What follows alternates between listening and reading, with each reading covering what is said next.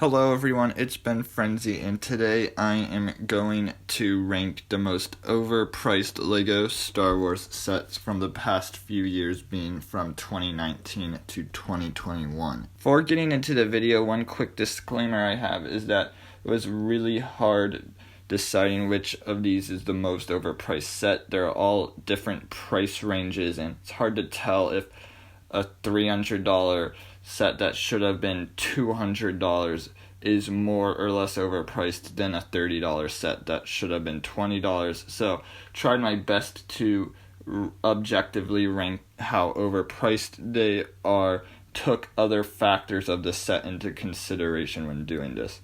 But without that out of the way, let's get right into the video.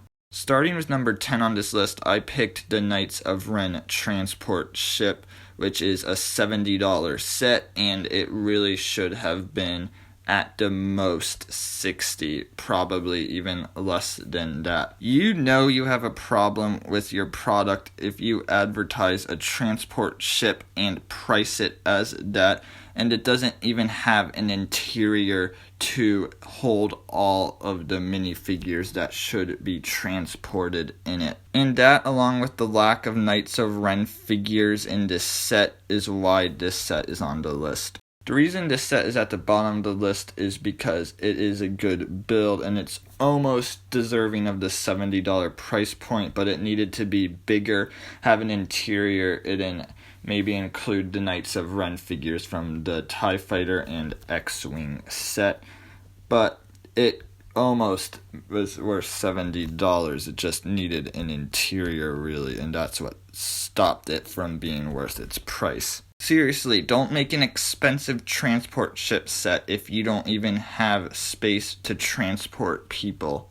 Number 9 on this list is the UCS AT-AT, which is $800, but really should have been $700 at the most, and I'm sure a lot of you disagree with me, but just hear me out on this one. As you all know, the UCS Millennium Falcon is also worth $800, and what LEGO doesn't understand is that the AT-AT, as popular as it is, cannot compare to the Millennium Falcon. The Millennium Falcon is just a much more popular vehicle, and it is just more unique than a giant dog thing with 4 giant legs. And since the AT-AT isn't as popular or iconic as the Millennium Falcon, it should not be priced the same as the Millennium Falcon, and this isn't the first time we've seen this. The 2019 Millennium Falcon was $160, and the 2020 AT-AT was priced the same, and that's just ridiculous. Not ridiculous enough to get on this list, but this is a problem, and future AT-AT sets should not be priced the same as a Millennium Falcon. Number 8 on this list is a tie between the Hoth Generator Attack and the Endor Assault sets. These sets should have both been $15, but they were $30, I guess because LEGO thought that the 2 missile launchers, including each set, would make up $15, and guess what? It didn't. And the Technic missiles are really the only good thing about these sets, other than the minifigures, which are pretty solid, though 2 for $30 is just garbage. The point of these sets were to have 2 young kids compete to shoot down the other person's target or whatever, and that would have been pretty great for $15 price point. $30, however, is just not worth it for parents when their kids would just get bored of the game after 5 minutes and or fight and hit each other because one of them apparently cheated, and I know that will happen since I have a bunch of younger siblings and younger cousins. Seriously, just buy each of your kids a battle pack. Number 7 on this list is also a tie between Kylo Ren's shuttle and the Razor Crest, each priced at $130.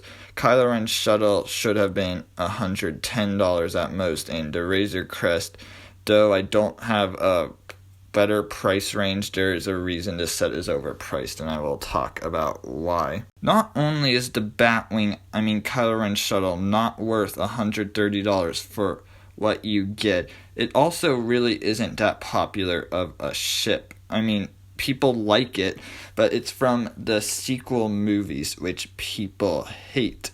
And I know that because I actually like them, being a controversial person I am, and all of my cousins get mad at me whenever I say something that's good about those movies. Although the Razor Crest is a much more popular ship than Kylo Ren's shuttle, it still has its own problems for this set. For $130, this set should have had a good amount of minifigures, like around 8, but this set only has half of that, which is pathetic.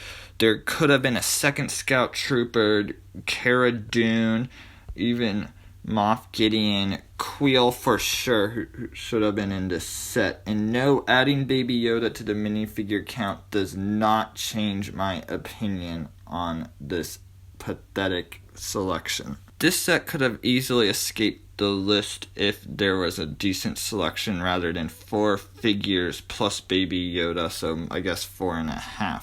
I know these sets have had a history of selling out pretty quickly, but that doesn't mean they're not overpriced. People are willing to pay a lot of money over a reasonable price for a set. And if you don't believe me, just look at some of the other overpriced sets on this list that we can all agree are overpriced, like the Knights of Ren transport ship. That set has sold out, and people have bought it on eBay back when it released for way above its retail price, so keep that in mind. We're now at the point of the really, really overpriced Star Wars sets, and number 6 on this list is the Duel on Mandalore, which is $20 and should have been $15 at most. It hurts to put this set on this list, because if this was converted into a 4+ set with little change, it would have easily been worth $20. And still have been a good set. 4+ sets are often a little more overpriced than other sets their size, like this one, but that's because 4+ sets usually have larger pieces and or printed pieces that are more expensive to produce. This set has a bunch of stickers in it, and although I haven't built it yet, they look super annoying to put on, especially since there are so many of them that you really need to get right for it to look good. Because of how small the builds on this set are for $20 and rely heavily on stickers, this set is just blatantly overpriced. It should have been a 4+ set, then they could get away with it because of all the printed pieces, and just add one more minifigure. 2 for $20, that's really cheap. Number 5 on this list is yet another tie. I know there's been a lot of those on this list, but this is the last one, and it is between the Resistance X-Wing and the Sith TIE Fighter, which the X-Wing is $90 and the TIE Fighter is $80, and they should have been like $20 less each. These sets aren't bad, but the only reason they've sold as well as they have is because they each have a Knights of Ren figure that is exclusive, so if you want to complete your collection, you have to get these sets, which I would not be surprised if LEGO just knew people would want all of them and just made the price really high just to make a lot of money, and that's just bad. The sad part is that now you can get the better version of these sets, aka the original trilogy ones, for half their price, or about that. I think they're each $40 cheaper than their episode 9 version. The original trilogy X-Wing and TIE Fighter may be downscales, but at least they're worth their price. Number 4 you guys all saw coming, and that's General Grievous's Starfighter.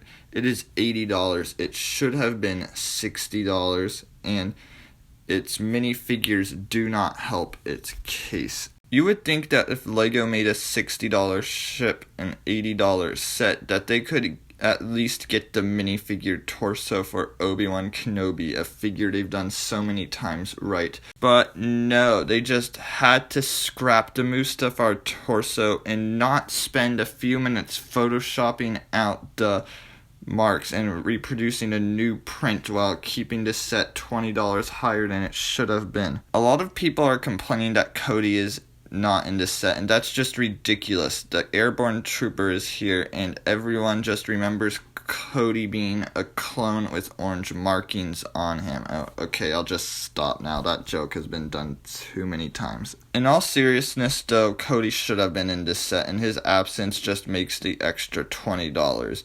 feel much worse. And even if he was in this set, it would still be $20 too much. Number 3 on this list is Major Von Reg's TIE Fighter, which is $70, and you might be thinking, how is it worse than the Sith TIE Fighter, which is $10 more than this set? And I'll tell you right now. The Sith TIE Fighter, at the very least, used a lot of large pieces, and yes, I'm going to say this, it looks good. And unlike Major Von Reg's TIE Fighter, the Sith TIE Fighter doesn't look like Bowser Jr. got bored and just splashed red paint in random areas over the TIE Fighter. Basically, Major Von Reg's TIE Fighter has a terrible color scheme, and yes, I get that this is accurate to the movie, but it is $80 when I'm sure a lot of people do not really like the look too much and would much rather buy the Sith TIE Fighter, which would come out shortly after. Yes, the Sith TIE Fighter is a bit more expensive than this set, but it at least looks a lot better. As I mentioned earlier, 4+ sets are often more expensive than you would think because they use a lot of large and printed pieces, and this 4+ A-Wing is no exception. It is $15 and it's reasonably priced. The minifigures are pretty good, and there's even a side build which adds value to the set. Now let's take a look at the 4+ TIE Fighter, which I believe was also $15. It too uses a lot of big pieces. It has some really good figures and another side build to add value. And at $30 we have this X-Wing set, which may seem pretty overpriced at first, but it really isn't. You get 2 full-sized 4+ builds rather than 1 in a small side build, and there are 3 minifigures too, though there could have been 4, and this set could have been $5 cheaper. It's not a terrible price. Do you know what would be pretty funny? If LEGO just made another version of the set, except that the canon build was completely removed. You only got 1.5 minifigures rather than 3. And rather than halving the price, they make it at $20. That's pretty funny, right? Just imagine if that was a real thing. That would be ridiculous. And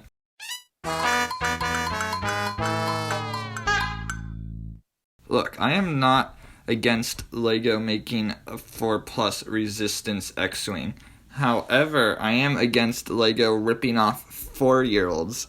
First of all, the figure selection is at best laughable. 1 minifigure, or I guess 1.5 to be more fair. The fact that this is half of the 4+ X-Wing set and it's over half the price is just ridiculous. In fact, I think the X-Wing is scaled down a bit in this set in comparison to the 4+ X-Wing. Similarly to the normal scale Resistance X-Wing, this set isn't nearly as desired as an original trilogy X-Wing, and I get it, the set is for 4-year-olds, so maybe they don't care that much, maybe they prefer the color blue, I don't know, but that doesn't change the fact they are getting ripped off. When you look at the other 4+ sets, which are $15 and have a side build with them, and 2 whole minifigures. And what really shows the lack of value for the Resistance 4+ X-Wing is the Snowspeeder 4+ set, which is also $20, has 2 full minifigures and 3 separate builds. That just really shows how lacking this set here is. Now that I think of it, even $15 seems like too much for this set. This set should be $10.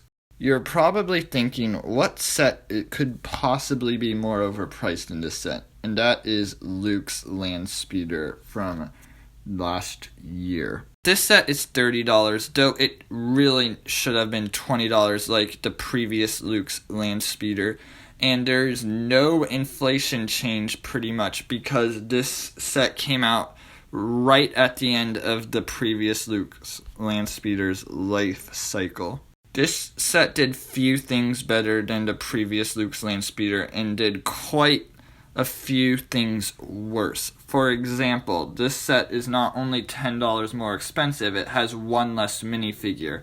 How does that make any sense? In fact, this set replaced the gray pieces making up the front of the Land Speeder with stickers that were super annoying to align, and it quite honestly looks worse. A set that is more expensive than the previous one, that does a lot of things wrong that the other set didn't do, should not be more expensive. To be fair, LEGO did add a Jawa cave, which adds some value, but definitely not $10 of value and in place of a minifigure. I guess LEGO just wanted to be cheap and cut out an Obi-Wan Kenobi that could have easily made the set, and then just added stickers to the front just to make it look like they actually updated the Land Speeder and were like, only the best is good enough, and released the set. The thing is, if you had released a previous Land Speeder that did a lot of things better than this new one,